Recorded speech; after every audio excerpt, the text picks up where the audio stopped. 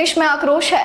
पाकिस्तान से बदले की मांग लगातार उठ रही है। इस बीच एनआईए की टीम जांच में जुटी है, जिसमें कई खुलासे हुए हैं।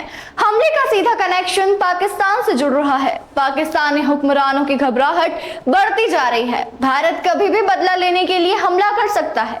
इस एक्सक्लूसिव रिपोर्ट में बताते हैं कि वो कौन से सबूत है जिन्होंने पाकिस्तान को फिर से बेनकाब कर दिया है कि वो भारत के खिलाफ आतंकी साजिशें रचता रहा है। साथ ही पहलगाम में भी उसने ऐसा ही किया। नमस्कार, आप देख रहे हैं ई न्यूज राजस्थान और मैं हूं आपके साथ अनीशा सोलंकी।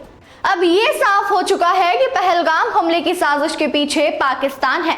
ना सिर्फ पाकिस्तान के कहने पर आईएसआई ने हमले का ब्लूप्रिंट तैयार किया, बल्कि आईएसआई ने हमले करने के लिए लश्कर को चुना और लश्कर ने प्रॉक्सी संगठन टीआरएफ के आतंकियों को हमला करने के लिए भेजा।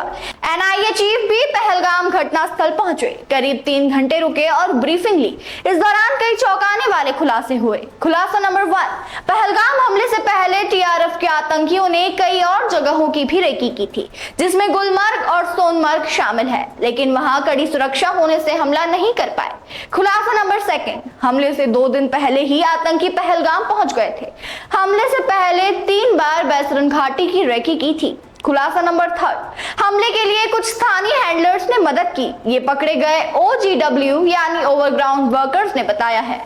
खुलासा नंबर 4, हमले में चीन का कनेक्शन भी सामने आया। पहलगाम घाटी से 3 हवाई के फोन मिले हैं जो भागते हुए आतंकी छोड़ गए थे। खुलासा नंबर 5, आतंकी पहलगाम घाटी से पहले बेताब घाटी में रुके थे, वहीं पर हथियार भी छुपा कर रखे थे। एनआईए सूत्रों के मुताबिक आतंकी पहली बार 15 अप्रैल को पहलगाम पहुंच गए थे, फिर रेकी करके लौट गए थे। हालांकि अभी तक इस बात की जानकारी नहीं है कि 15 अप्रैल से 22 अप्रैल तक आतंकी कहां रहे। इस बीच एनआईए ने 80 के करीब स्थानीय लोगों को संदिग्ध मानकर हिरासत में लिया, जिसमें से 20 लोगों को गिरफ्तार किया जो लश्कर के ओवरग्राउंड वर्कर है। आतंकियों के पास से 3 सैटेलाइट फोन भी बरामद हुए हैं, जिसमें से 2 के सिग्नल जांच एजेंसियों ने ट्रेस कर लिए, जिसके जरिए अब तक 186 लोगों को हिरासत में लिया गया है। अब सवाल ये उठ रहा है कि हुआई के चाइनीज फोन आतंकियों के पास कैसे पहुंचे, सिग्नल किस कंपनी से मुहैया कराए।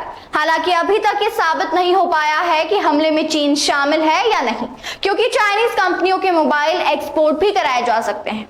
इतना जरूर है कि चीन पाकिस्तान को सैन्य सहयोग करता रहा है। कुछ दिन पहले खबर भी आई थी कि एलओसी पर बंकर बनाने में चीनी कंपनियों ने मदद की थी। इसके अलावा रडार सिस्टम लगाने में भी चीनी कंपनियों ने मदद की थी।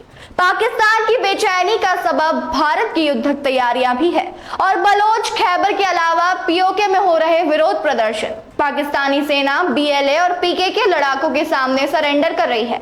अब सोचिए वो कैसे भारत जैसे शक्तिशाली देश का मुकाबला कर पाएगा।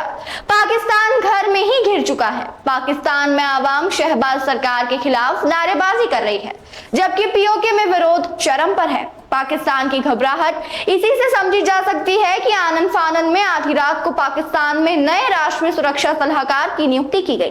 पाकिस्तान ने आईएसआई चीफ लेफ्टिनेंट जनरल असीम मलिक को नया राष्ट्रीय सुरक्षा सलाहकार बनाया है, जबकि एनएसए का पद पिछले 3 साल से खाली पड़ा था। तो क्या ये समझा जाए कि आईएसआई चीफ को एनएसए बनाने के बाद अब पाकिस्तान की सुरक्षा आईएसआई के हवाले है। वहीं आईएसआई जिसका सीधा कनेक्शन उस आतंकी संगठन से है जो पहलगाम हमले के लिए जिम्मेदार है।